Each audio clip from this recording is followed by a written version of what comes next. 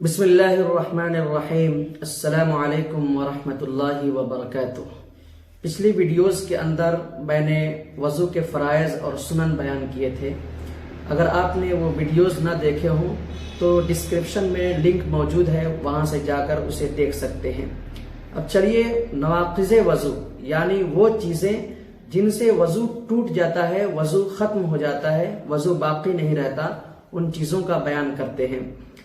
تو چلیے بنا کسی تاخیر کے شروع کرتے ہیں۔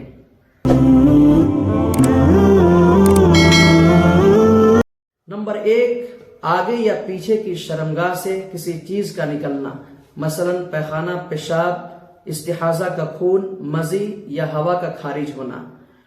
نمبر 2، بدن کے کسی حصے سے نجاست کا نکلنا اور اپنی جگہ سے بہہ جانا، مثلا خون، پیپ یا دوسرے مواد وغیرہ۔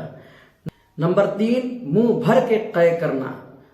نمبر 4، نیند جس کی وجہ سے اعضاء مزمحل ہو جائیں، اعضاء ڈھیلے پڑ جائیں، یعنی ٹیک لگا کر کے سونا۔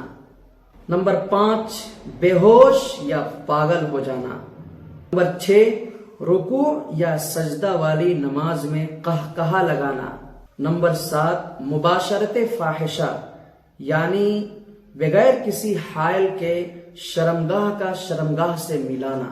یہ وہ بنیادی چیزیں ہیں جن سے وضو ٹوٹ جاتا ہے، وضو باطل ہو جاتا ہے، پھر سے کسی عبادت کے لیے وضو کرنے کی ضرورت ہوتی ہے۔